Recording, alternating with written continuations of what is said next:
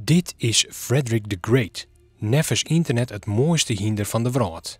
Zijn foto's gaan de hele wereld door. Via Twitter en Facebook wordt alles van hem deeld. En ik kranten beginnen over hem te schreeuwen. Zelfs de grote Amerikaanse talkshow The Tonight Show had het al over hem aan. This is making the rounds on the internet the last couple of days. These are pictures of what they're calling the world's most handsome horse, named Frederick the Great. I know it sounds odd. I said the same thing. I go, what? It's a horse. And wait till you see how beautiful this horse. It's a very handsome. It's a good-looking horse. This is almost like a Fabio type of horse. But look, take a look at this horse. This is real. Yeah. Ja. Frederick wen het al jaren in Amerika, maar kwam in 2001 gewoon in Friesland op de wereld. In de stal van Jensje Plantinga uit Damwoudt. Dit is de mem van Frederik en die weer als twinter het weer de kampioen van Vakdij Burgum. De mem die weer dus een sterrenmerrie en de Beppe weer model.